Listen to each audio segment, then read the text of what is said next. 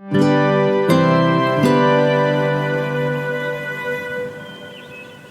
and welcome to the Giant Pod with me, Andy Wrintmore. My guest this week is Dave Hamilton. Dave is an educator, an author, an ex-stand-up comedian, and an expert forager. Dave has written such books as Wild Ruins, Family Foraging, The Explorer's Guide to Ancient Britain, and his new book, Where the Wild Things Grow. Dave takes me out on location this week foraging, where he has me eating magnolia leaves, wild garlic, parsley, and something else I'm pretty sure had dog piss on it.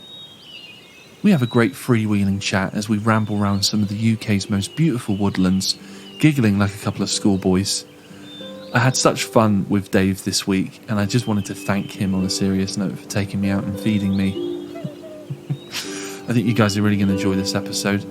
Sit back, relax, listen to the bird song and the cool, calming sound of flowing streams, and enjoy this week's episode of the Giant Pod. Here it is.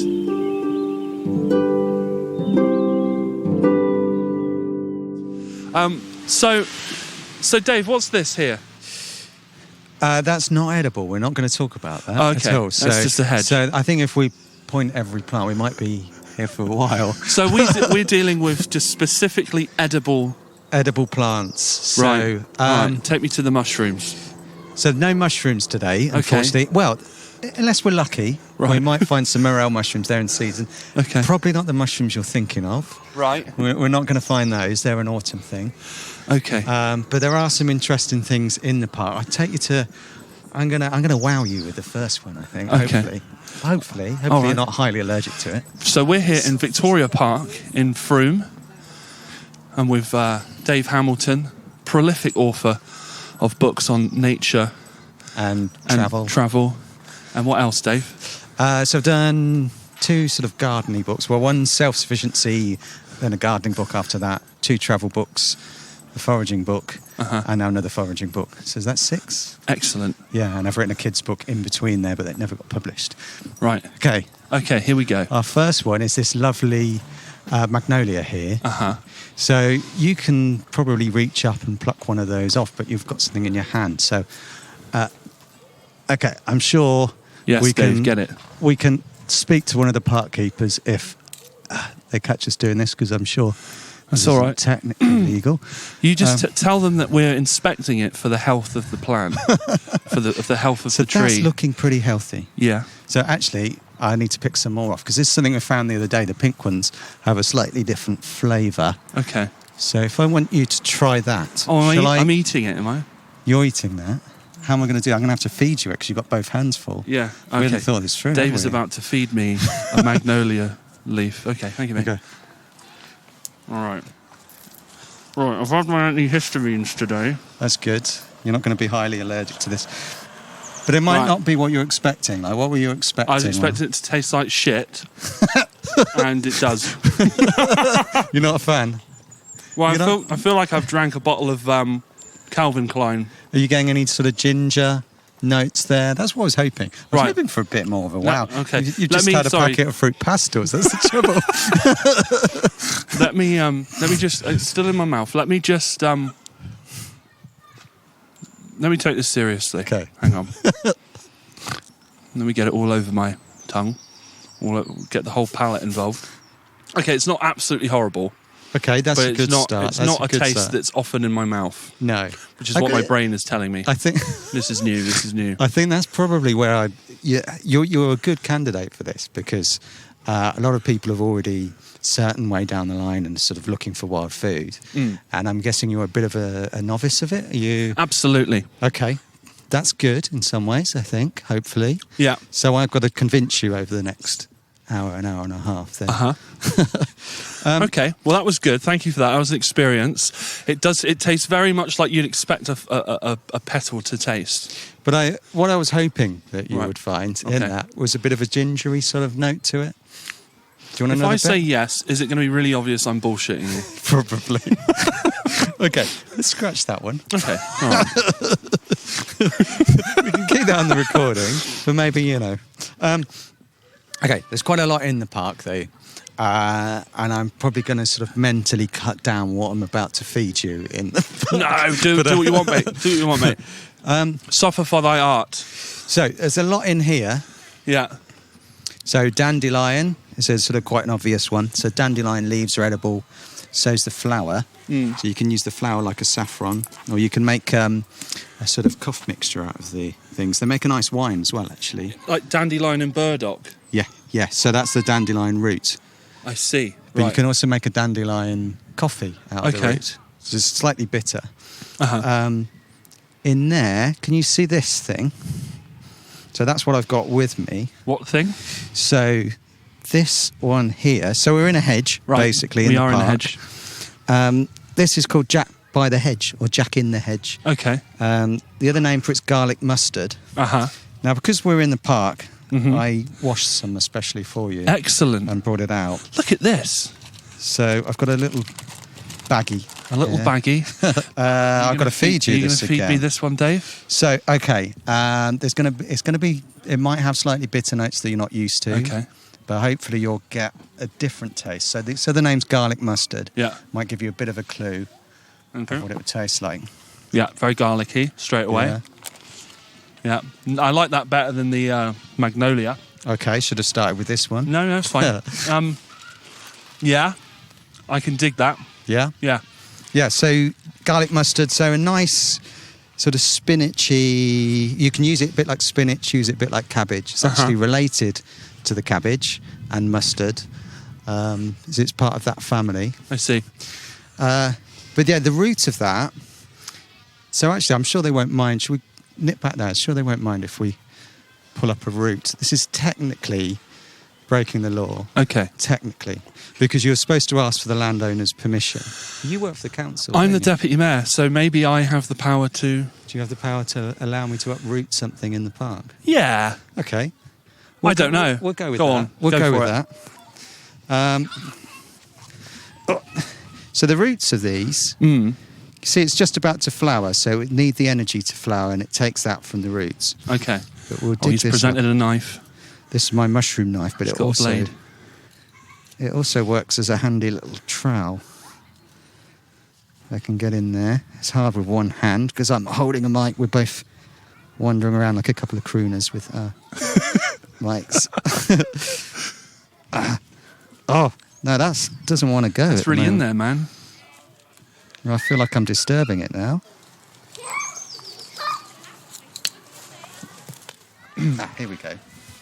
Right. Okay, you might be able to smell this. Okay.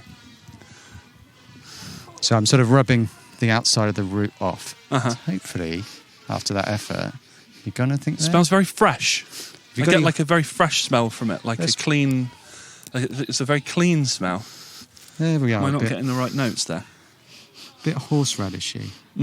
Yeah, I'm getting that. Yeah, so you can use that as a mild horseradish, the root of that.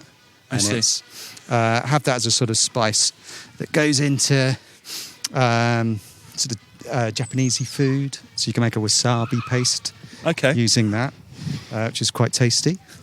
Did you ever see in the Jackass movie Wasabi Snooters? No. With Steve-O snorted a line of wasabi. No. It was it was a bad choice on his part.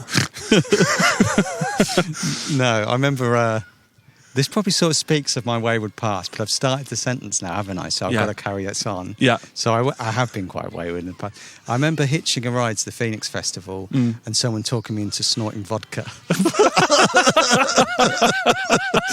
And that was one of the worst experiences. How did that end? Not good. No. Not good.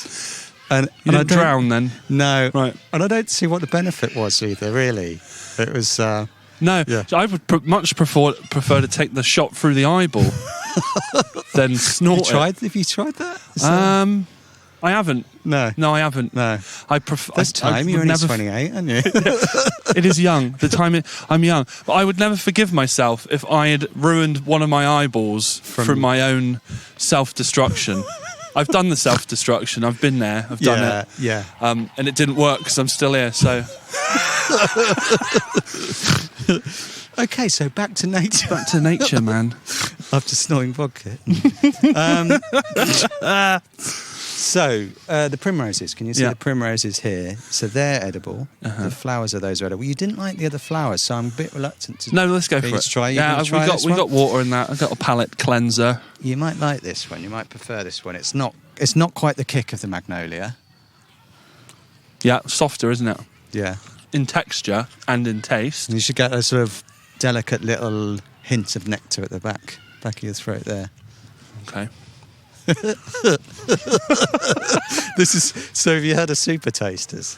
No. That can taste everything. They're employed by the food industry quite a lot, and they're often people that don't like things like broccoli because their taste buds are so developed. Right. But I'm wondering if maybe you're the opposite. Yeah, I feel like a Philistine right now. Okay, this one here, we've just walked a few yards. So there's a lime tree here, so Tilia species. So it's not your citrus lime. Right. This is a separate tree. But the young leaves of these are edible. Yeah. So you might be able to just take them off like a giraffe. You might be able to with my mouth? Yeah. Just like this? Yeah. Right? Oh, not quite. Dude, I can't do it. There's people watching, man. Right. What's that dinosaur from Jurassic Park with the really long neck? Brontosaurus? That's it. I feel like that. There we go. Here we go. Dude, this... hang on. I'm sorry. I'm regretting getting you to do this now. There we go. I got it. You got it? What's this not back? There we go. Excellent. Didn't take your eye out. Pinging back. Right. Right, Dave, what...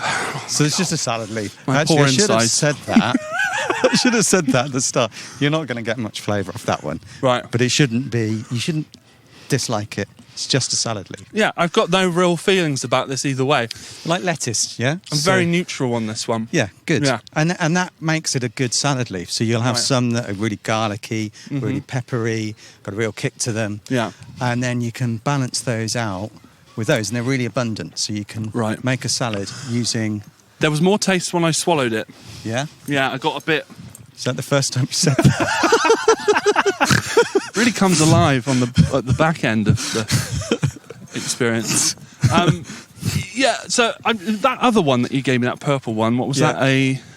Primrose? Primrose? Yeah. That was much like that one. Yeah. There was a bit more going on with that. Okay, yeah. But what I've just eaten, yeah, it was very neutral. All right. Bit better once I started swallowing it. Yeah, it's definitely got a flavour to it, but it's not overriding. I think it's a really useful foraging leaf this time of year. So let's just let this lady go past. Yeah, back to the palate. I feel like my... Sorry, that was a bit rude. No, it wasn't. To say you you're the crack on, opposite mate. of a super taster. It's just about the biggest... Mate, it's fine. Biggest flavour insult I can give someone. Your mouth is shit. It's I may have ruined it with processed foods and sweets. And can you ruin a palate? Can you degrade a palate over time? I think I think maybe you can get used to overly sweet things. I put sugar in a lot of things, right? Actually, so and then there's something here as well. So the less I tend to have sugar, the more delicate flavours come out. Right. So I think the short answer is probably yes. Yeah. But I wouldn't worry about it too much because, worry about it for other reasons. But in terms of palate, I think you can. I should have brought a couple of apples along, and then that cleanses the palate. Ah. So we did my degree was food science and nutrition. Okay. And I remember doing. We spent the afternoon eating cheese. So the entire class, this was a great lesson, but all of us felt sick afterwards. We wanted to, they said, what food do you want? And the entire class almost unanimously said cheese. Right. Because we could pick any food you want to try. And so we ended up having like 20 or 30 different types of cheddar to try across an afternoon. Yeah. And in between those, we had apples just to cleanse our palates. Right. And what is it about the apple? Is that it's like juicy and it's like washes stuff away? Is it got like a? I think so. I think it's both of those, and it's sweet without an overriding sweetness. Right. So it acts as a palate cleanser. So the moisture in the apple will help neutralise any flavours in the mouth for the next thing. So, yes. Here we go. This is my son's favourite one. He sits. We've got this in the garden. This is a Sedum. Sedum spectabile is the old name. It's recently changed its name, or ice plant. Just a very common garden plant, quite slightly fleshy. So once they have purple flowers, I'll eat this one as well. Are you sure dog's not pissed on that? It is right next to dog piss fence. Right, shall I get the one further back then? Here we go. Look, that bit. I just feel like a spaniel has wazzed on that. There we go. I'm going to grab that bit. Right. Less lightly now. Up to you. Yeah, all right. Whatever. Go Let's on. go for it. Taste of ammonia. It tastes of actual dog shit. That's urine. But My God, this dog needs more water in his diet. Cucumbery? I don't know if I'm getting that. No. There's something going on. I'm not very articulate with taste, I'm afraid. Let's go for the texture then. What's the texture like? It felt sort of thickish, like kind of thick. Stop. Dave. No. This is... I like this. They hang around, don't they? They don't chow down into... Used to food just I'm going. used to stuff turning into mush, and they kind of almost retain a little bit of their... Yeah, they can hang around for a little bit. They hang around a bit, and they just sort of become smaller leaves. So you have to chew. Right. Yeah. But yeah, it's all right. It's all right. It's okay. Yeah. Yeah. Bar the dog piss on it. Yeah. Exactly. Yeah. Okay, so I think we've sort of more or less exhausted the part. There were a few other things in here. Okay. But this time of year, it tends to be blossoms, the fresh new growth. So I think we're going to go and grab my car. Yeah. And we're going to go up to Vallis now. Okay. Have a look at the wild garlic up there. All right. Well, we'll see you guys on the other side.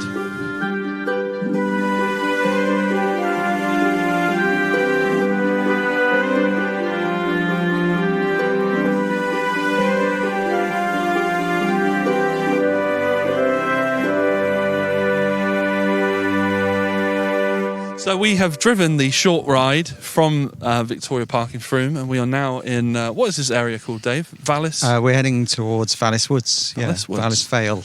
That's right. There's an old quarry in here. A confused looking dog walker that we're going to navigate in a minute. Try not to clothesline him. So, what's going on with this field next to me, Dave? So, I had brought you here because this was a nice meadow last year, and there's some lovely things growing in it. Some chickweed. We had some hop shoots snaking up above the hedgerow here. But as you can see pretty much one colour of the field, and that's brown, because it looks like it's been ploughed. So something's going to happen there. But yeah, there's nothing at all in that field now. This actually happens quite a lot. I've had, luckily when I wasn't teaching, because I teach wild food as well, but luckily when I wasn't teaching, then I've gone to pick apples. There were some lovely russets down by Radstock on the cycle path, or just past the cycle path. And that was a housing estate. So that was always a little bit gutting. Thankfully, there's still one there. Right. Still one tree further up. I shouldn't give away too many locations of where I find these things, or should I? It's up to you. We can redact it later on. No, we can leave that in. People are welcome to those russets. You heard it here first. Get out those russets. You want some good russet apples. So tell me about, because when the first time I remember really properly, obviously I've seen you in my job a bunch, but the first time I really remember spending any great deal of time with you was at an event put on by another giant podcast from the past, Cole Henley. Yeah, Cole's grunge night, wasn't it? It was a grunge night, and we'd all had a skinful. Yeah. And we were out at the fire exit balcony thing, whatever, the fire stairs. And you were telling me, Andy, I want to give you my stand-up comedy routine. I did, didn't I? And I was like, who, what? Tell me how we've gone from drunkenly plotting, and I think at one point you were like, I can be your ghostwriter. I think I wanted to.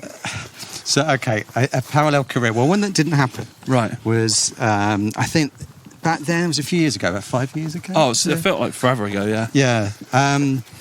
I'd done stand-up. I've done quite a bit of stand-up in the past. Mainly sort of musical stuff. So I've been in comedy bands. I came runner-up in a Tubal Comedy Award for a East German techno Kraftwerk band. So we decided... What were you called? We were called Wintergarten, and you can still find stuff on YouTube. And what does that mean? It means winter garden or greenhouse. It doesn't really mean anything. We just put two words together. Right. And that sounded vaguely German, and then it turned out to mean greenhouse and or conservatory, maybe. And so that was, we used to dress up in bright orange boiler suits with a shirt and tie underneath and sunglasses. And I used to slick my hair back. I had long hair at the time. Used to slick it back, and we did a song called "She's Like the Wall." She surrounds the western part of my soul. She's like the wall, and that was. And we went to Berlin to shoot some of the video. It was never. We never really made any money out of it. We lost a hell of a lot of money. But this was when publishing would give you my first book. I got given a lot of money. Didn't really know what to do with it. Right. How much money are we talking, Dave? Probably not going to be a lot. Right. I was temping at the time. So I went from temping, then I ran a website about self-sufficiency. Yeah. And then the next thing I know, I've got this London agent. And okay, I will say, I got £100,000 with my brother. So Bloody hell. 50 grand. Okay. And that was from earning, like, top end, maybe 12 grand a year. Right. So it's a lot of money then. A lot of money. Didn't really know what to do with it. Uh-huh. And it did ridiculous things, like would go doing a lot of charity shopping. It was ridiculous. Like I wouldn't even buy myself new clothes. But some of the things did a lot of travelling, and I remember going to Berlin and sort of being quite interested in Bill Bailey, and he did a very similar thing. We thought, yeah, we can do that. We could probably not necessarily improve on it, but do our own take on that. Yeah. And me and a mate went to Berlin overland and formed this band called Wintergarten. Yeah. And we did a tour of the M1. So we did some gigs in London, then Northampton, where we were both from, and then a gig in Wakefield.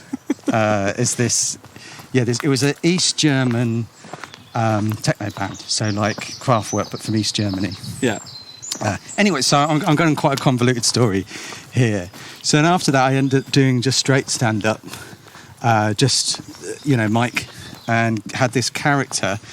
And I remember thinking, sort of a couple of years after that, I did the Brighton Fringe Festival, and a couple of years after that, thinking, what a waste. I put all that effort into that, and it didn't go anywhere. And I think that was the offer, because I saw you as a naturally funny guy. Well, thank you. And thought, I haven't got the time for it.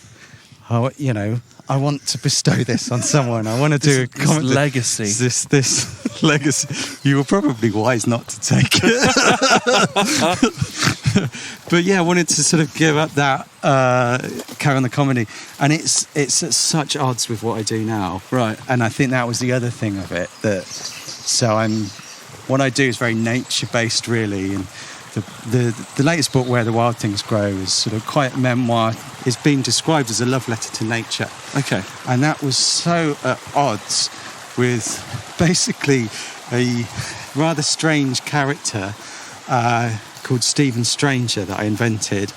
That was he has this sort of love-hate relationship with an experimental artist called Carl, right? Who occasionally lives in a nest of his own making of chewed up bits of paper and things that he makes. And Carl always plays he's quite abusive really towards Stephen. Right. And I wrote this whole monologue about how Stephen had gone to...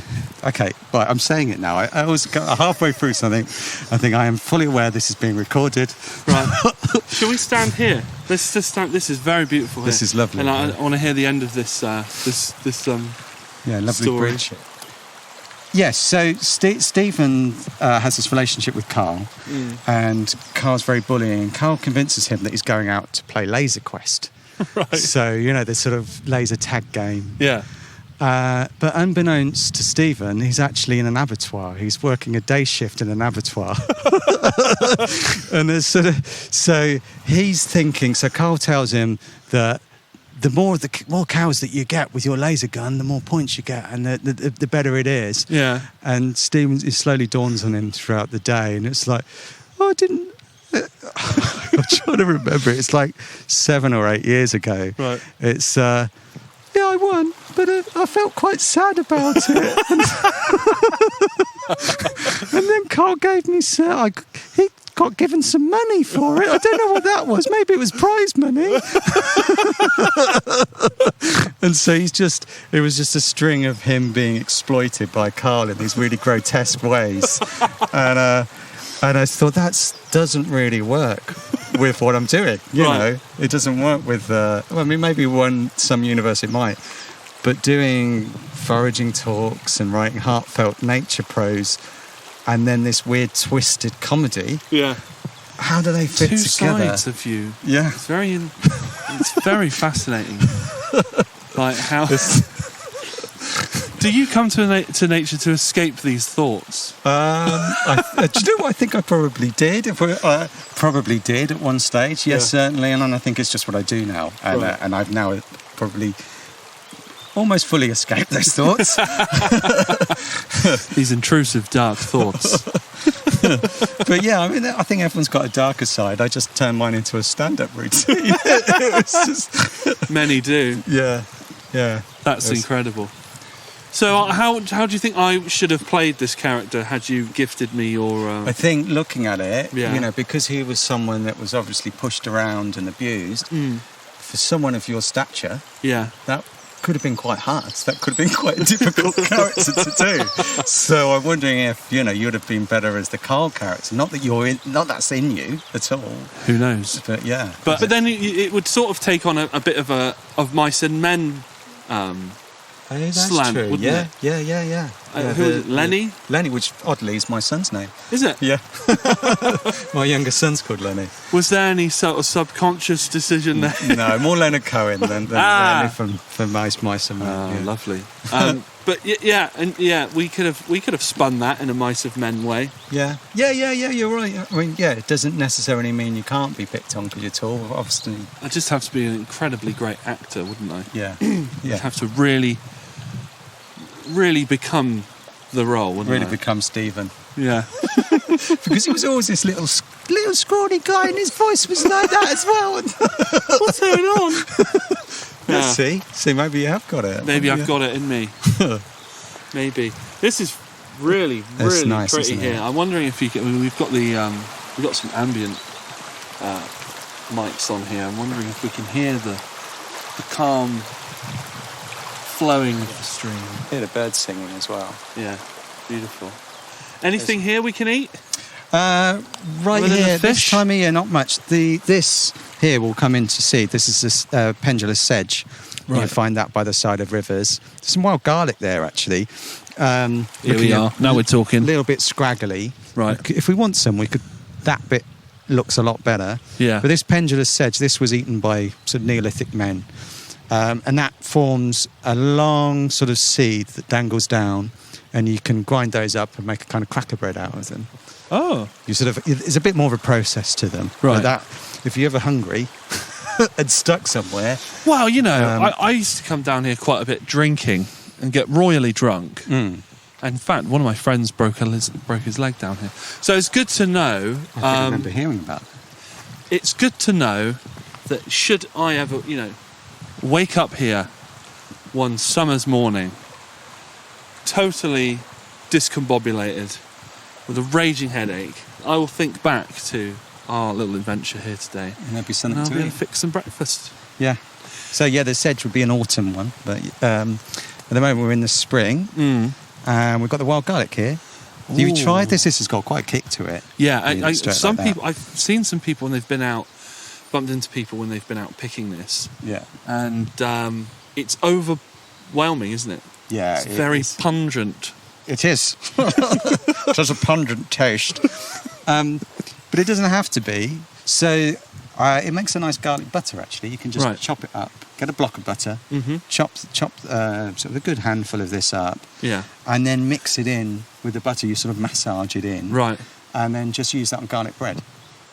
Really easy. Garlic on garlic. Garlic on bread. Sorry, to make garlic bread. I see. Yes. I was going to say now we're really going for it. Double garlic, just in case you on a vampire excursion or something. Right. And you want to have that double protection. So you have the wild garlic and then the domestic garlic. Yeah. And that surefire, no vampires. No. Yeah. None at all.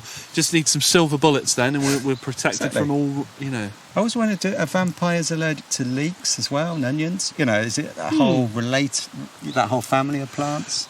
Chives? I wonder if anyone's been ballsy enough to test it out. Yeah. I feel it's not been documented. So no one's ever lived that long. Yeah, so it doesn't work. Otherwise we'd know about it. Right, there would be anecdotal evidence. Here we go, look. There's a bit of moss around that bit, look. So it's coming into flower. Yeah. Okay. You can use that like a caper, so you can... Like a little pod. What's a caper?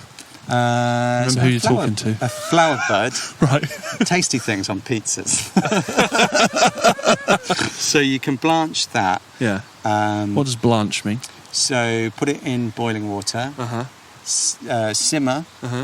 And then take it out when it's soft. Everything feels like an innuendo, sure. Yeah. You never take it out when it's soft, then. Take it out when it's soft. Never. Give it a shake.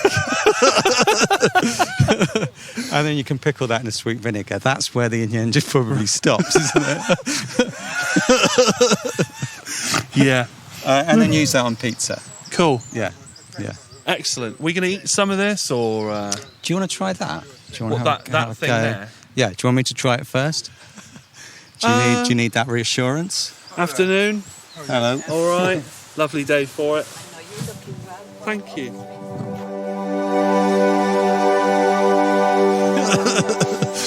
Anyway, right, so back to that. Right, that was a side amble. Okay, try that.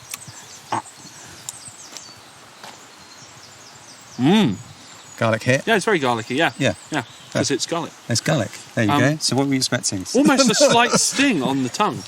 Yeah, is that supposed to happen? Not quite such the... Oh, no, God, what was that? No, I'm joking. Yeah, not quite the kick of the leaf. If you were to have a leaf like that, then that would be a real fiery kick. Right. Especially... And they get slightly bitter when they start to flower, so they're better a bit younger as well. There's a bit of fire in this. I'm quite sensitive to fiery stuff. I'm a bit of a... I'm a weakling when it comes to curries and things. It's a shame there's not... Yeah, okay, this is a shame because I could have tortured you. There's a thing called pepperweed that grows by rivers. Right. And it's got a sort of long, thin, sort of willow-like leaf. And it's like chili. Like you bite into it and it's actual fire in your mouth. It's really hot, it's really unpleasant. Right. You should try it. Yeah. You could have... Yeah, you could have. You should have just given it to me and not told me how bad it's going to be. I've got some at home. I should have brought it out. But it's good in thing. So you can... so pepperweed, that's called. You can look that up. Or people listening can look it up. Yeah. And you can make a nice fish sauce out of that. All sorts of things. Tade is related to Tade, which is a Japanese spice, which is very similar. So how are they related, yet they're on different hemispheres, aren't they? Yeah, there's a bit of sort of botanical exchange between Japan and then if you go right across Russia. So that, they would have been all joined at one point. Right. So there's a lot of crossovers with plants. So bizarrely, you've got things like cucumber are related to melons. So there'd be things that grow, and squashes. Right. So cucumber and melons are more old world, so often India, and then squashes like pumpkin, courgettes. Well, courgettes were bred in Italy, but they from an older stock from the New World, so the Americas. Right. And yet they're related. So at one point there's an ancestor between the cucumber and the pumpkin.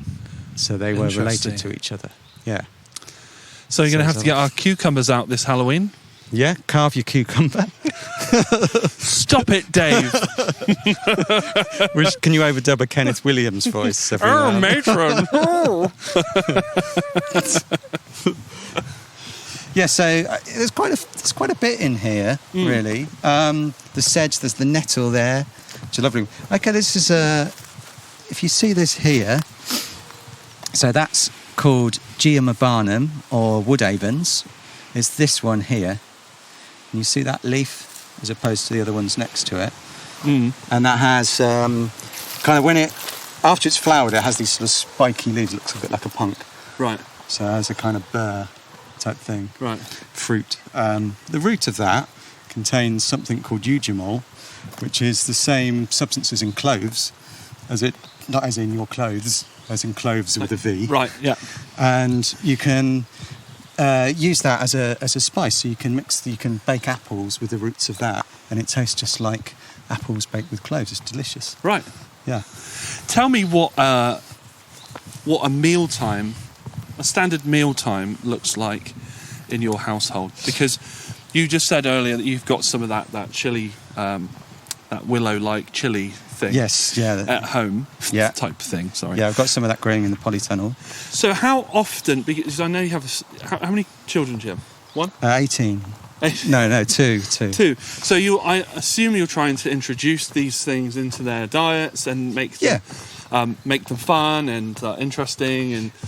Yeah, they very much sort of claim certain plants for themselves. The oldest, Douglas, loves sorrel, which is a kind of lemony flavoured leaf. Okay. You find that a lot in meadows and roadsides, sort of shaped like an arrow. It looks a little bit like that, but that's highly poisonous. Is it? If I ate that? That'll burn your mouth, basically. Right. Yeah. Interesting. What is that? It's called Lords and Ladies, or its colloquial is Waggly Willy. Because you and Willies. Great. Shall we eat some?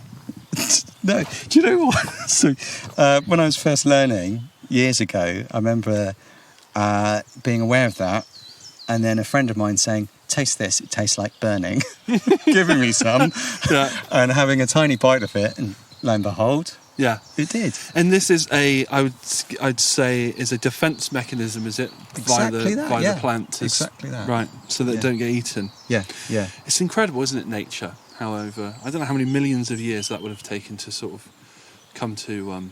Yeah, that relationship between, was that ever a benign leaf that just tasted nice and then they all got wiped out, and then the one that got hotter and hotter was the one that survived? Yeah, it's fascinating, isn't it?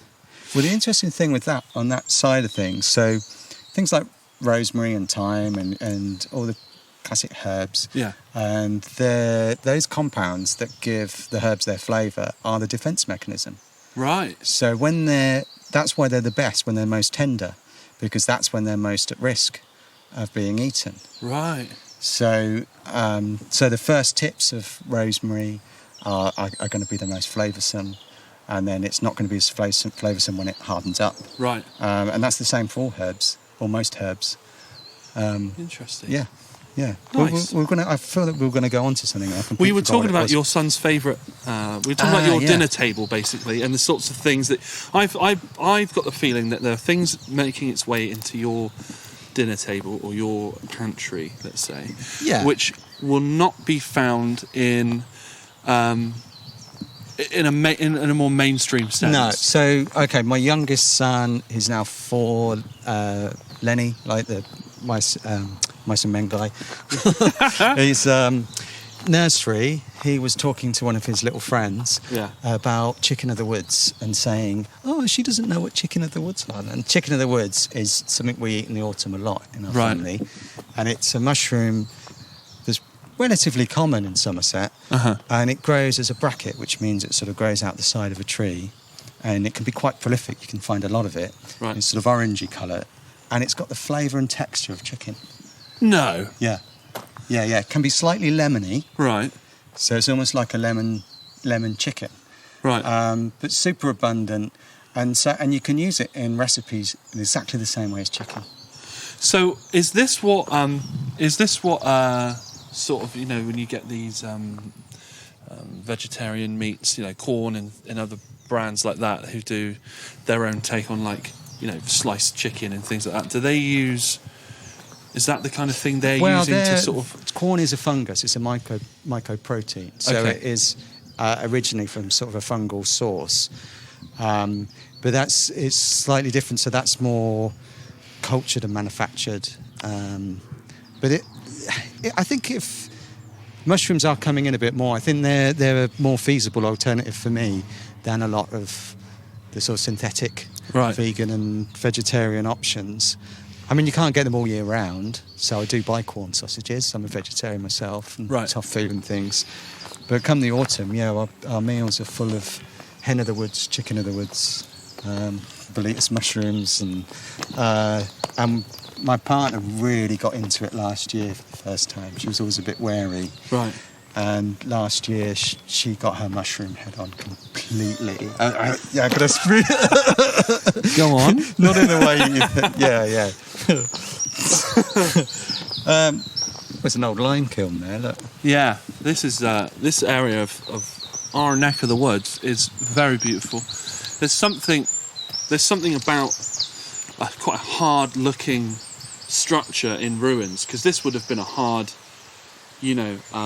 This is an ex-industrial landscape. Exactly, really. Right. So it's this like historical remnant of something that's, what do they do in kilns? They like melt metal, don't they? Is that right? Yeah, well, this one would have been to make lime. Right. So lime, and they would have used lime as a lime wash in buildings. He says, trying to sound knowledgeable. So, where we're walking, I think was an old mineral railway. There was a mineral rail that ran through these woods. Right. And if you carry on further up, you've got mills, and there was quarrying around this whole area. There's a defunct... there was a canal project around here that you can still see remnants of that never came to fruition. They ran out, they became bankrupt before they finished it. And then, of course, if you carry on to Mells, you've got Fussell's Ironworks, haven't you?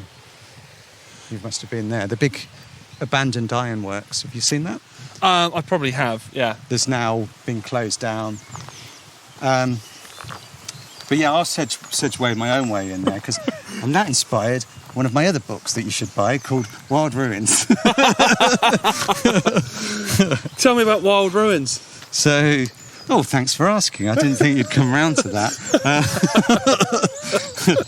So Wild Ruins was a massive bit of fun for me and a real sort of exploration. So I was wondering what book to write and sort of was foraging in various places across the country, including up at Mells. And there was a massive abandoned ironworks. And back then you used to be able to go in. They've fenced it off now. Right. And I noticed more and more these ruins around the country and thought, I want to know more about these. And a guidebook would be great. And there wasn't one. And I thought, well, okay, I'll have a go at writing one. And then this feels really forced now. I feel like I'm just doing it's fine. I can Plug away, on. man. Plug away. So I approached the people at Wild Things Publishing. And they liked the idea. And the next thing I know, I'm on the road, going around the country, clocking up all these ruins and writing them up. And suddenly I've got a sort of side career as a travel writer, which was brilliant. Right. I feel like that guy in the Far Shed. You ever watch that? He used to say very intensely smug things, push down on his cafetiere and go, which was nice.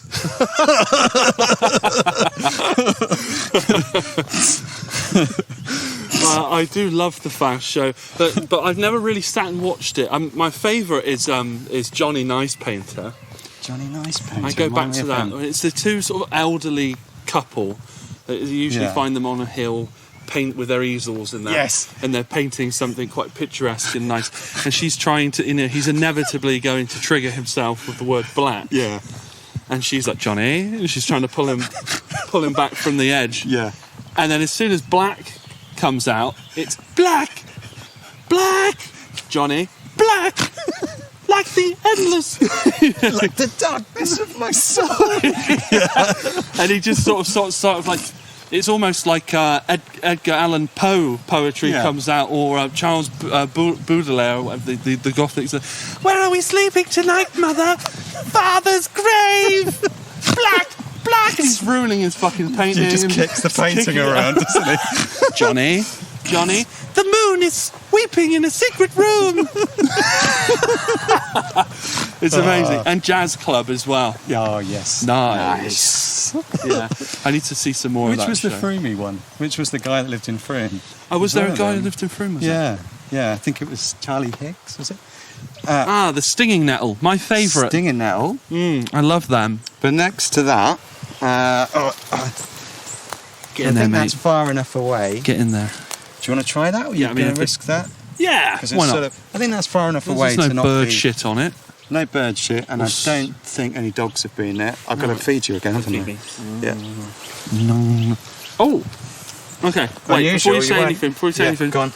Peppery? No. Not what I was going for, but yeah. What else you got?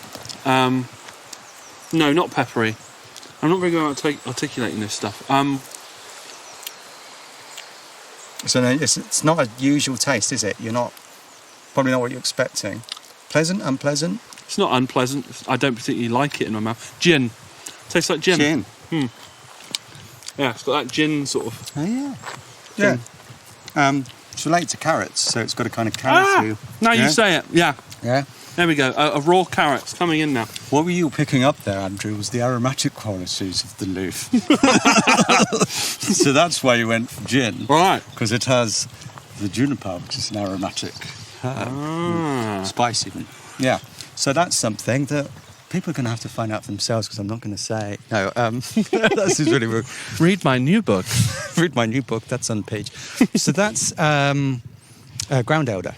Ground elder, which is a really... So any gardeners listening to this will know that is a really common weed that they've probably tried in vain to get rid of. Right. So it's a nice way of doing that, is sort of harvesting what you cut down when you're gardening. Right. I've got that call on the back of my throat, that's not very good. Let's grab my water. Okay. But this is nice, look at the lichen on that tree.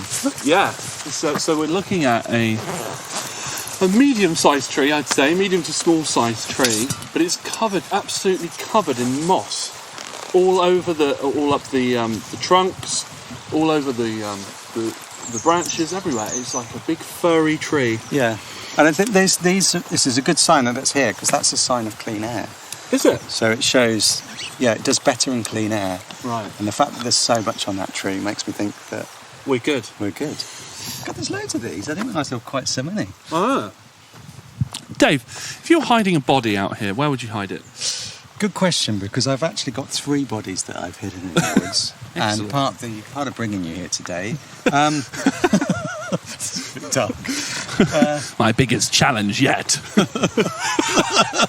Big Andy. So it's a funny thing, on that sort of darker note, I remember doing... I've done quite a lot of people on wild food walks, and I remember doing one and sort of focusing on poisonous plants. So, this here is the strychnine plant. Oh, there was loads. Okay, so this one here, it's dog's mercury. That's pretty poisonous. Right.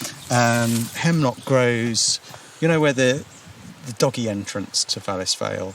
Yeah. So down there, there's the more mainstream car park. Yeah. There's hemlock that grows there. Right. I remember going through all these plants, and there's Monk's Hood is incredibly poisonous. Oh, what a great name. Yeah, it's nice. If I had a stoner metal band. Monk's Hood. Monk's Hood. Monk's Hood.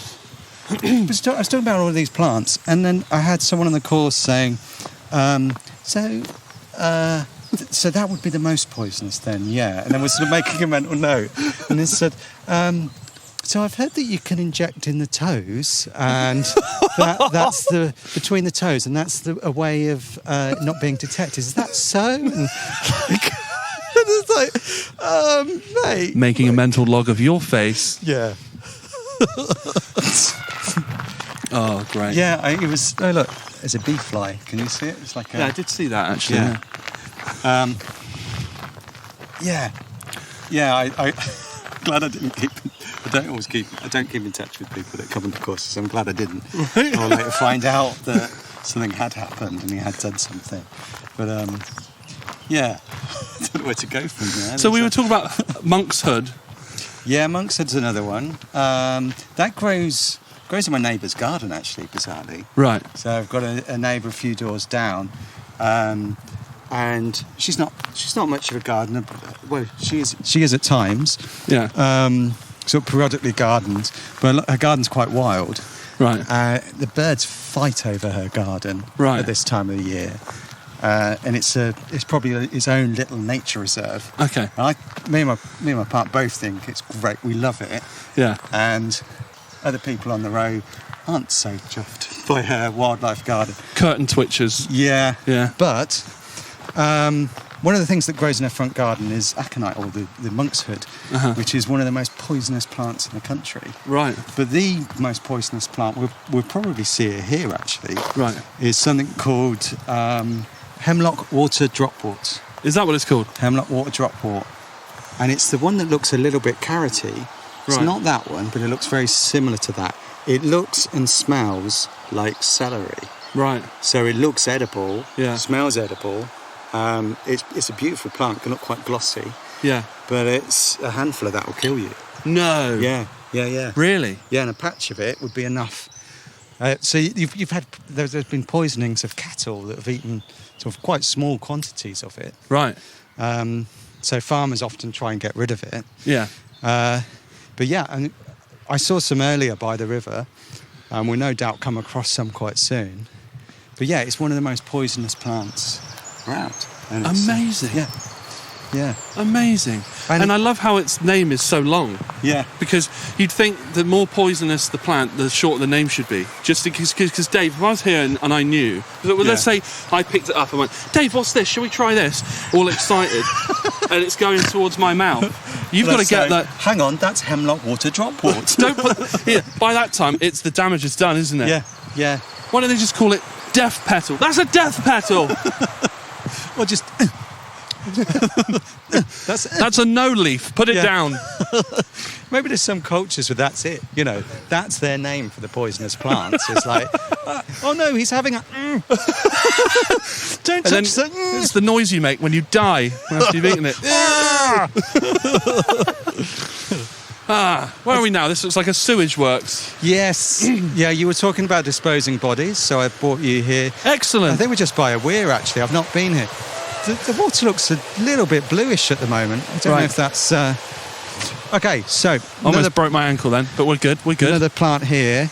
So this is a nice time for this. Can you see that one there? I won't be eating this one raw because it's one that you cook. Right. But can you see that's... this is hogweed. Right. And that's one of the shoots of the hogweed. I see. And you can... And that's a poisonous one? No, this is edible. Oh, OK. But it's related to that poisonous one. Right. So you need to know what you're looking for here. OK. And they can look quite similar. What are the differing? What's the differing traits? So Hemlock water dropwort is a little bit glossier. The leaves are a little bit tighter. So can you see there? That's more almost Christmas tree-like. I could probably describe that as. Yeah. Whereas Hemlock water dropwort would be more like a celery leaf, so more sort of bumpy. Okay. Or parsley. Right. It's probably a nicer one that you'd recognise a bit more. I can see you looking at my blank expression, Dave. Celery leaf. And I'm trying to be like, yeah. Parsley. You've seen parsley? Probably. Yeah. At some point. I've seen it. Whenever I know what I'm looking at. That green stuff you sometimes get on food. Yes. Yeah. But these, you can dip that in batter, deep fry it. It's absolutely delicious. Really? Yeah. Excellent. So sort of tempura. And does that get crunchy inside the batter, or does that go soft? It Dave. It goes really, man. So, yeah. All right, go there. I'm old enough to know better, aren't I? What I want to know, Dave, is softens up when the batter's on it. Does it get hard or soft? It's a normal question, man. Come on. It goes soft. Is the answer to that. I see. It enjoys it, but it goes soft. So you can deep fry that. Right. It's delicious. Or you can just blanch it again. It's that word again. So that just means boiled a bit. Right. But not too much. I see. So lightly boiled would be another way of saying blanch. And then you put a butter and lemon dressing on it. And that's really nice. Really good. And that sort of... So I'd say if you're someone of your palate, you might enjoy that. Yeah. I feel like a simpleton sometimes because I feel like I almost need my food to be so loud in my mouth so that I don't have to do any of the work. I'd say you've got urbanite tastes. I'd be a bit more polite than that. I think Simpleton, it's just sort of what you're exposed to, though, isn't it? And I certainly know... so when I was probably sort of 17, 18, 19, going up to 20, I didn't know any of these things were. You've got to start your journey somewhere, haven't you? So it's like whiskey. You know, people get really into whiskey and single malt and all this stuff. And to me, it all basically tastes the same. And I bastardise it with Coke anyway. So...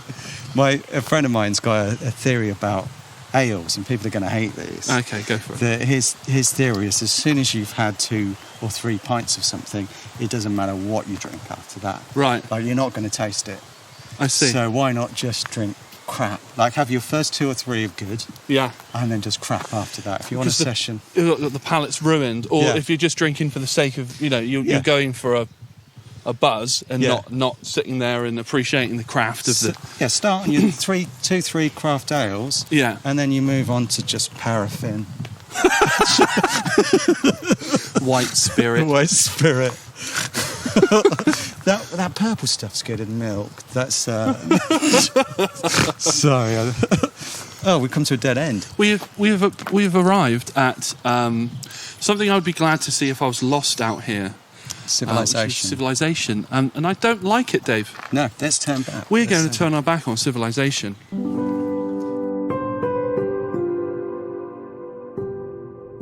There was something I brought. I'm trying to work out where I put it. That was...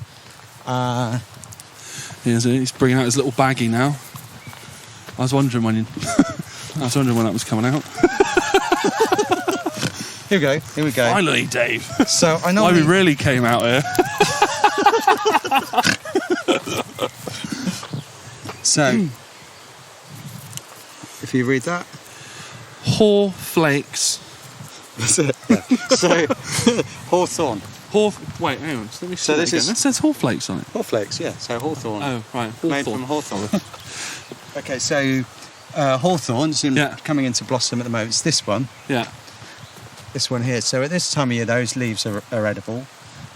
I probably won't get you to eat them because they're not a strong flavour at all. I'm down for it if you're... Try it, but do the old giraffe thing again. Yeah. Here we go. Wait, which one? This one? Yeah. Just the greener the better. Green. So they're just about to turn at the moment. Right, getting a bit on Fiend there. Doing it with my front teeth. What am I doing? Right.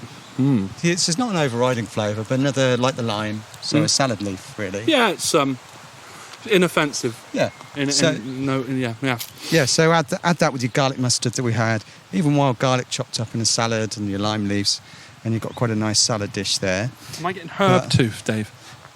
A little bit, yeah. Yeah, I can feel it on the bottom. Herb tooth. But I can't see anyone around, so I think you're all right.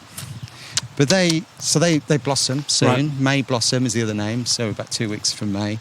So they're about to come into blossom. But then the berries can be made into a sweet. And so this is actually from a Chinese supermarket. So what have I got in my mouth right now? So this is hawthorn fruit leather. Fruit leather? Yeah. Okay. It's like a refresher. It's nice, isn't it? That reminds me of a refresher. Yeah, it does, doesn't it? But less potent on the fizzy, sugary side. A mild refresher. I like that. Oh, now I'm getting the fruity bit. Yeah. At the end. I'll get the fruit. Oh, do it the fruity bit. But not unpleasant. Lovely that. Yeah. I'd sit and eat them instead of what was I smashing when I met you this morning? Wine gubs. Yeah. Yeah, these are. I don't know if they're necessarily any healthier. They're supposed to be good. Hawthorn's supposed to be good if you've got heart problems. Oh, is it? So any kind of either overactive sort of arrhythmia or kind of low blood pressure. It's supposed to be a real leveller. Right. And that's sort of in any form, but best with... I wonder if the sugar would counteract that, because that has got sugar in. But, yeah, they're not bad. So I made this myself. I couldn't find any this morning. I got it in the house. Right. But it's in a bit of chaos at the moment. Right. So I thought I'd just bring round my backup supply from the Chinese supermarket. And it's basically it's squashed. So you get hawthorn fruits, which come in October. September time. Cook them up with some apple juice. and then push that through a sieve, dehydrate it, and then you end up with something like that. Beautiful. Yeah. I find a lot of these really healthy things that are like very nice and treat-like, Yeah. an immense amount of effort. This is one thing with foraging. It can be. Some things are, some things aren't. Right. So like the mushrooms, you can pretty much just pick them and cook them. Right. So there's not much effort involved there. I mean, you're never going to get the convenience of a pot noodle in in the foraging Now we're talking. world. Although I do a posh noodle. A posh noodle? A posh noodle. Tell me. So posh noodle is a pot noodle, but I'll add to that dried mushrooms, seaweed powder. Right. Well, what does So- that give it? So that gives it. So there's various different flavour compounds in various different things called glutamines. You've got them in seaweeds, you've got them in mushrooms. Skipjack tuna is another one, and those combined make a dish more tasty. So you've got MSG. Yes, which I've heard of this. is in Pringles. Is One of it? the things that is from seaweed. Once you pop, you can't stop Yeah, because yeah, it's yeah. MSG. So it's monosodium glutamate, Right. which was isolated in Japan from seaweed. Okay. So if you put seaweed powder into things, you're kind of doing a purer form of MSG. So seaweed powder. So pot noodle, bit of miso paste, seaweed powder, dried mushrooms, and then whatever wild greens that you find. And, Right. so you just, I mean, literally, pocket full of bits, add it to pot noodle, flask, pour that in. I'm Right. now admitting fully that I eat pot noodles as well, aren't I? And sometimes bits of tofu in the top, and then it just makes it more of a meal. I see. But yeah, did that when I was doing the travel writing, because it's not always easy to stop. Right. But I could fill a flask with hot water in the morning, Yeah, so I'd bring a pot noodle out and just add bits to it. I see. Yeah. How do you approach writing a book? Because I do a mayor's column most weeks, and it's only 400 words. Yeah. But I do struggle to get started. I struggle to get... Sometimes I struggle to get on that flow of it. It's no different. Right. And I'm dyslexic as well, so it's like an extra struggle Yeah. at times. But it's like a muscle. Once you've done it, it's easy to do the next time and Right. the next time. So I think plan it, break it down into stages, Yeah. and it's a lot of the stuff that I write is they've been described as toilet books because they're short snippets of information. So you jump in and out, basically. Yeah. But that doesn't make them any less intellectually viable or important, does it? No, there's a local writer called David Lassman who writes the sort of crime fiction stuff, and he said about non-fiction that you drink an ocean and you piss a puddle.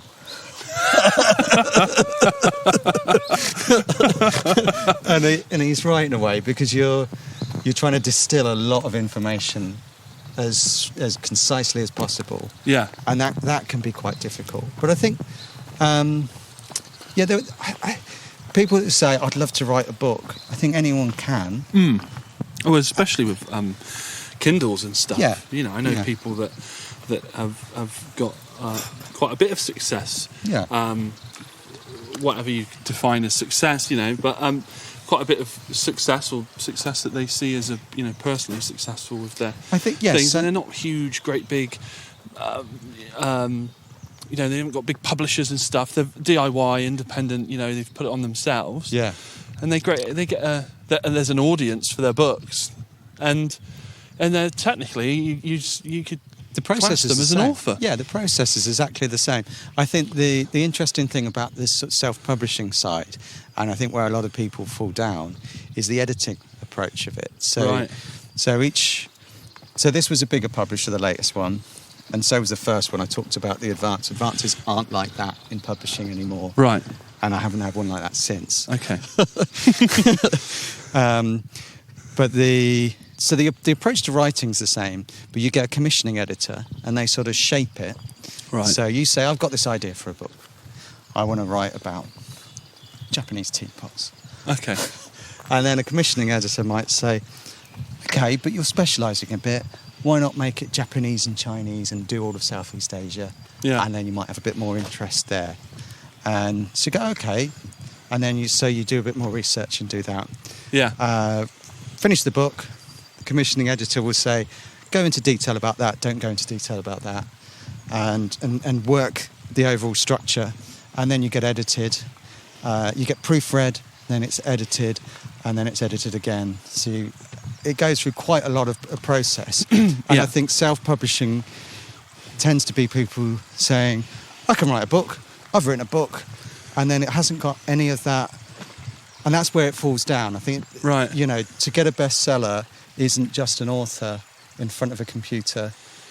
There's a game to be played, isn't there, I guess? Yeah. And you have to play the rules of that game, I guess, in some ways. Yes. You become part of a wider machine, don't you? Yeah, and some people get it and do it. Like Tolkien, he spent years writing The Hobbit and Lord of the Rings. Yeah. And heavily researched. And I wonder what his editing process was like. He still have had to have gone through one.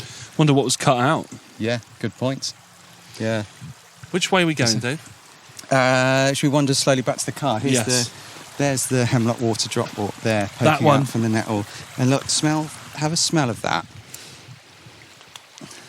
Did you just get stinging nettled in the hand? No. You didn't? Are you now immune now because you've done so much quickly. foraging? Yeah. Smells edible though, doesn't it? It smells bloody lovely, actually. Yeah. Very fresh and clean. And yeah, and more people come to harm for this than any other plant because of that. So when that kills me, in what way is that killing me? What happens? How is that killing me? I know the overall result. So the overall result was death. Death. For hemlock, rather than hemlock water drop water, I'm wondering if it's the same compound. There'll be. I don't know the answer to that. I was going to try and fluff around that. I think it's one of those things, when sometimes you knew something. Yeah. And then you haven't gone back to research it. Uh-huh. So I did research a book on poisonous plants. Yeah. But that was about 8 or 9 years ago. I see. And the book never got off the ground, so it was never any more than a proposal. Yeah. So I can't remember. Sorry. See, now I know how lethal that thing is. I've seen you've thrown it back into the undergrowth. Now I'm like almost like feeling like a bomb disposal expert. Like now we've picked it up.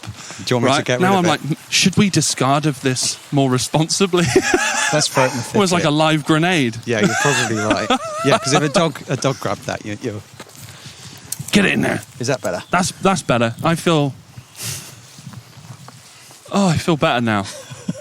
You feel I just left a live Well, grenade. you just sort of. I'm not saying but I feel like you.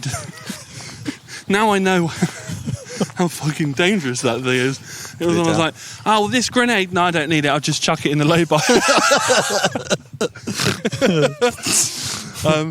That's good to know. Yeah. I'll never eat that. No. But yeah, I'm just curious about how that would kill you. What would it sort of like poison the blood? Okay, from what I remember, so this is hemlock, right, rather than hemlock water drop water. So there's quite a famous story of how Socrates was poisoned with it. I can't remember what he did. He did something wrong, and he was sentenced to death by hemlock poisoning. But that was hemlock, but it's a related plant, so I think the toxin is related. So I think they're similar. Sounds grim. Yeah, because they didn't do anything kind of humane and kind back then, did they? It was all like, we will sentence you to death. We're going to pick out all your toenails one by one and grow a bamboo cane up your bum over 4 days and poke your eyes out and then hang on a minute, I just got caught on this. Poke your eyes out and then we're going to feed you your intestines before removing your teeth. That's kind of how they used to do it, isn't it? So what did Socrates do that was so bad? No, I can't remember, but he did. He had a scribe writing down his death, so as it happened. What? And imagine that on your CV. Yeah, yeah. We'll just have this gig. We've got a new writing gig. Socrates, The Last Days. It's the new book by. It's not quite as expected. One day you're doing copywriting for BMW, writing about their car seats, and then the next day, Socrates died. You know, you said you wanted to stretch your writing a bit. Yeah, well, I've got a gig for you. But yeah, apparently... This is gonzo journalism. But he went numb from the feet up, so it killed him from the feet up. Oh. So he lost the feeling in his feet, then his sort of shins, knees, up to the point where his heart stopped. So it slowly paralysed him from the feet upwards. And I don't know the mechanisms with Hemlock walk, top walk, but I'm guessing it might be... Very similar. Like slightly similar, yeah. Oh, there's some nasty buggers, wouldn't there? Yeah. But it's certainly organ failure, I'd have thought. Yeah. Something's got to fail. There's a mushroom, yeah. There's a mushroom that kills you in a... basically, you feel like crap. So right. You're puking, you're sweating, you're just having a really bad time. Yeah. And then, suddenly, you feel great, but greater than ever, properly elated. Oh, wow. Running around, full of joy. And at that point, all your organs are failing. That's so deliciously gruesome, dark. isn't it? Yeah. Wow. It's it's grim. It's grim. It's multiple organ failure. Yeah. Great. Should we go to the park? Hold on, you were throwing up last night. I'm sure those things will leave. No. I'm going to go to the co-op and buy everything. What's that stain on the back of your trousers? Oh, it's just my kidneys. Oh, God. That's only a kidney. It's like the Black Knight in that Monty Python film. Your kidneys are in your trousers. That's a flesh wound. Just a flesh wound. Let's go. No, they aren't. Come on, then. Come on, then. Brilliant. Yeah. I feel we veered to the darker side of things. We did. We went there quite quick, didn't we? Mate. Yeah, brilliant stuff. I think you should have finished that book on. Oh, I didn't get a commission. It's really quite tricky sometimes. Like, right. I had a few years. So before Wild Ruins, I had probably about 3 or 4 years of just not any hits. Right. Like I moved to Frome sort of halfway throughout the relationship breakup, and ended up just doing a house up and having kids. But all the time in the background, trying to pitch books, and none of them were happening. So there was loads of different subjects. I tried to do one on preppers, which are people preparing for catastrophe. Oh, mate, I love them. Yeah, they're great. Imagine that now. Oh, I've often thought this because on Netflix there's a show called Doomsday Preppers. I think. Yeah, I've seen it. And they're all. So it was before that. They all need therapy. Yeah. For something. But then as soon as this pandemic hit, and the Capitol building was attacked in the States, and I was sat thinking, I bet they feel so smug. Looking at their long-suffering wife, do you know what I mean? He's had to catalogue and stack all these cans for them and count the ammunition with them, and their holidays have been retreats to train the kids in weapons training and stuff. They're looking at their wife all like smug, like, told you so. I wonder if that was half the thing, half the reason they... invaded the building. It was like, right, this is it. It's happening. This is it. I bought all these guns. I'm going to bloody use them. This is my chance to use my tactical vest. Why do you need that in everyday life? I mean... It's strange, isn't it? Yeah. But yeah, I find those Doomsday Preppers, and most of them are very sort of, I feel, at odds with their own masculinity. Like they kind of want to be this strong leader of this tribe. And I feel like most of them actually want what they're prepping for to happen. Oh yeah, I definitely think I sort of delved into a little bit and interviewed a couple of people for the research for it, and there's definitely that. Right. There's lots of different strands of it. There's different ways that they believe the world's going to end. Oh yeah, economic crisis, famine, war, combination, pandemic. Yeah. What else? Invasion. Yeah. But I find it interesting that something has happened, a catastrophe has happened, but what happened is we kept out the way of each other. But people were really nice, They wanted to clap the NHS, and I don't know about where you live, but there was neighbours helping each other out. Yeah. And so it's really warming part. I mean, there has been some crap. Yeah. But on the whole, people have been really thoughtful, and there's sort of whole behaviour change of stepping out of someone's way when you go past them. Yeah. And in Frome, I know people have completely bought into that. Yeah. You know, and that's not what the zombie horror films had us expect, is it? No. And I remember when I was younger, I kind of used to sometimes dream. I used to watch a lot of horror films. Yeah. A lot of zombie films and play lots of zombie games and stuff. And there was a part of me that was like, I'd kind of like this. Because I don't have to, like, there's all that pressure to have a career and do well in life. It just goes out the window, doesn't it? Do you know what I mean? As long as you can decapitate a walking corpse and keep your aim true and you don't mind eating cold beans, you'd be all right. Yeah. But I find a lot of these people, they almost want that reset because they're somewhere they're unsatisfied with their lot, with what they've got, who they are in life. And it seems to be that sort of fringe culture that maybe the mainstream's rejected them, so they reject the mainstream. Yeah, but a lot of these people have lots of money that they pour into it, and they have good jobs.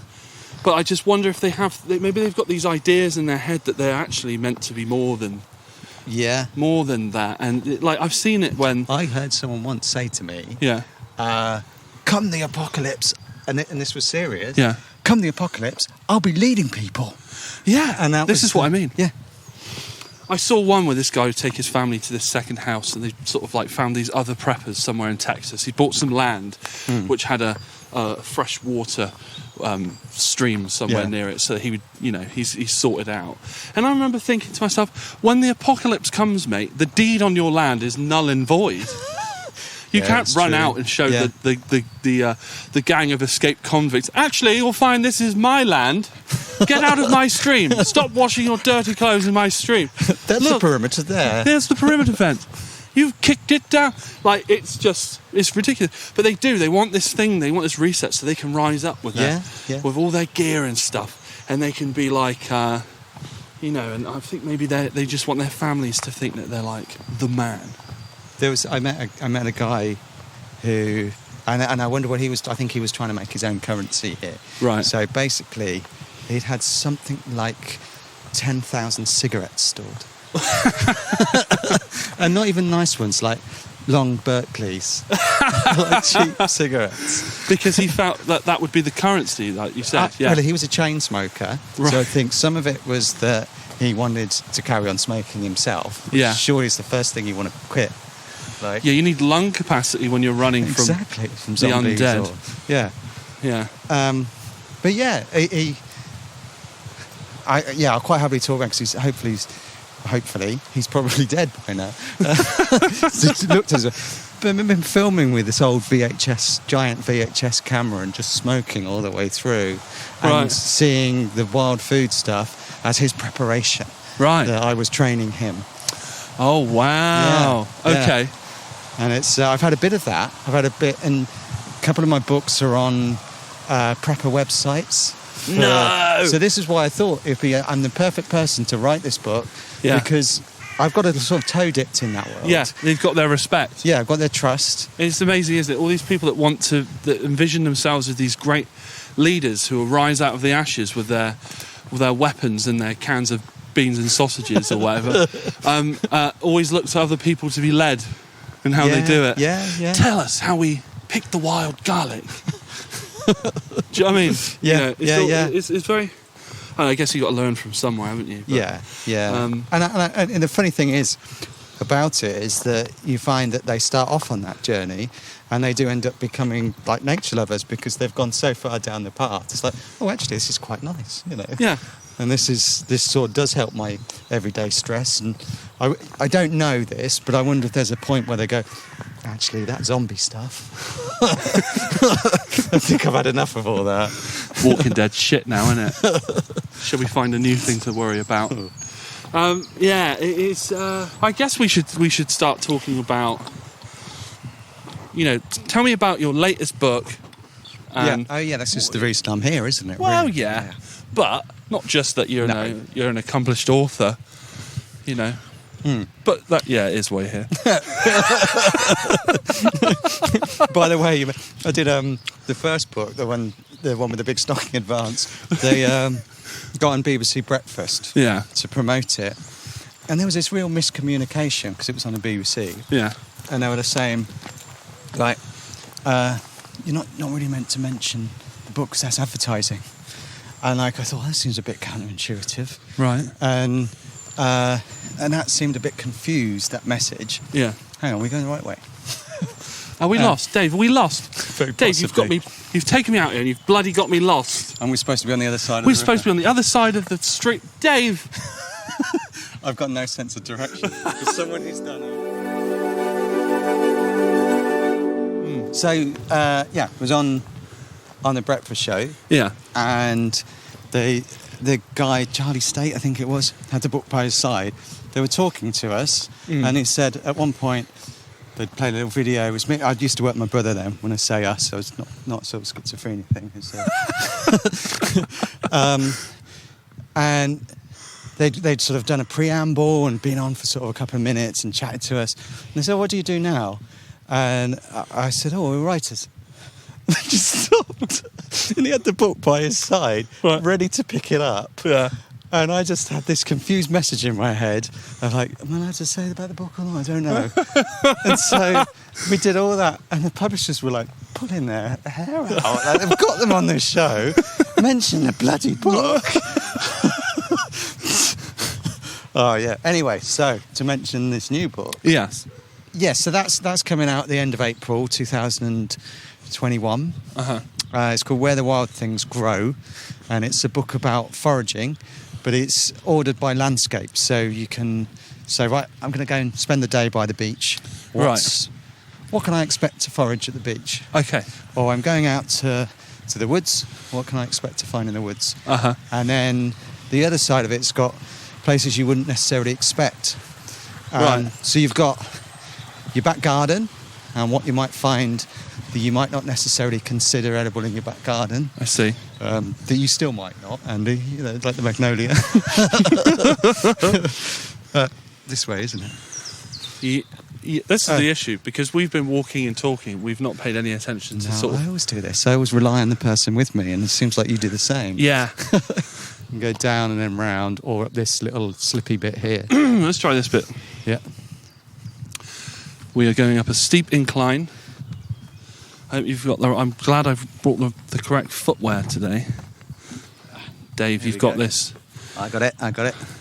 Oh, I was doing it with the mic, but then I've done this with toddlers. Hang on. You're struggling a bit more. Should I grab your mic? Take that. Yeah. Andy's got both his hands full. You all right? Got it? Yeah, I'm up. I got you. I got it. Fucking hell. Right. This way. Well, yeah. So books out at the end of the month. Buy it. There's a subliminal. Bloody buy it. Buy it. So just do a few of those subliminal. Buy it. Go on. Come on, it's it was a big effort, and there's a lot in there. So there's a lot of different strands working through it. So it's a foraging book on the surface, but it's also sort of a nature book. So it talks about these different landscapes and goes into various detail about that, what animals might be living there, as well as what plants, or what I saw on various experiences. So it stems the last sort of 20 to 25 years of my life foraging, but also travelling around the country and other countries a little bit as well. So there's I'm out of breath now. Yeah. I thought I was getting fit. I'm not.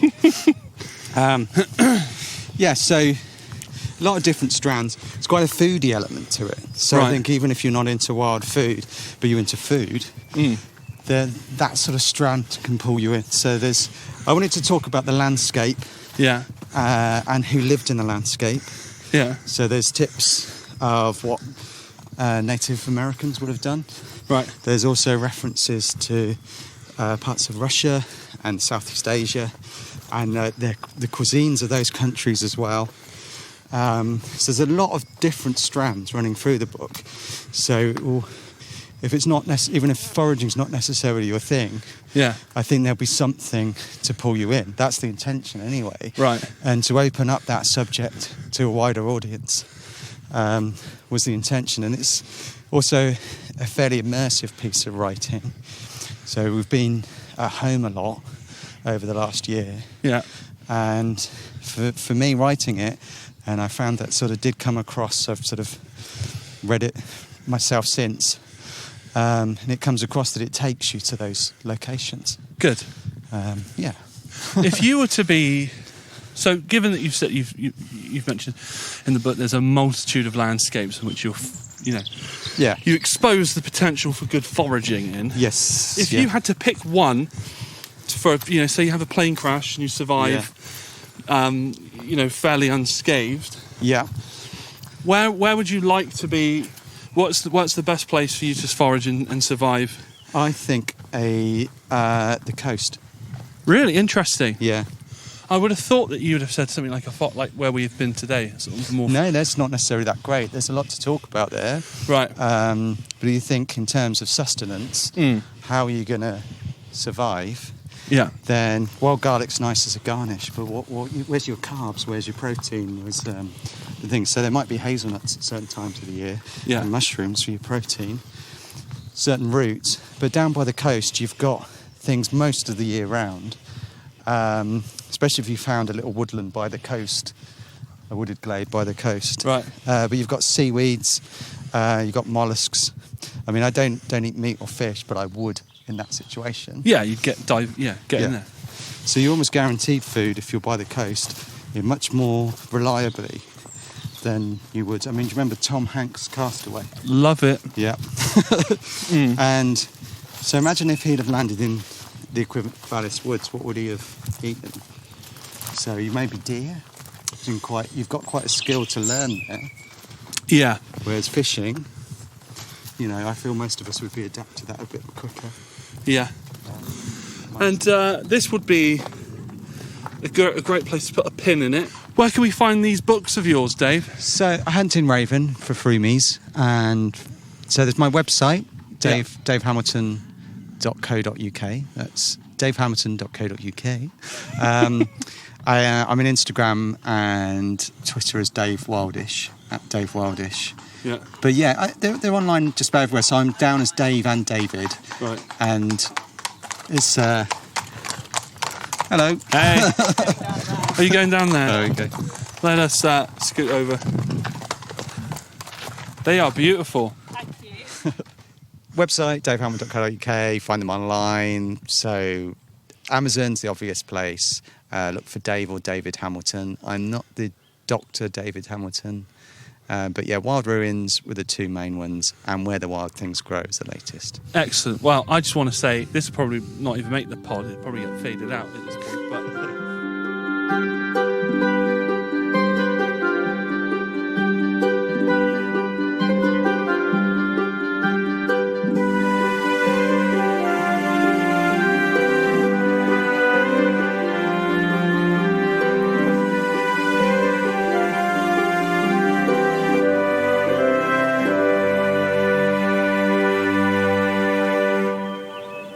big thank you to my guest this week, Dave Hamilton, for coming on the Giant Pod and feeding me. We will leave links to his books and other bits and bobs of interest in the show notes descriptions. Please remember to like, subscribe, leave us a review on Apple Podcasts. And if you've got a friend that you think you want to go foraging with, please send them this podcast. Word of mouth is really important in helping us grow this podcast, and that would really, really mean a lot to us. So thanks very much. You can follow The Giant Pod on Instagram and Twitter at @TheGiantPod. You can follow me on Instagram at Andy_S1S. This podcast was produced by the Salad King, Harry Williams. We'll see you next week on The Giant Pod.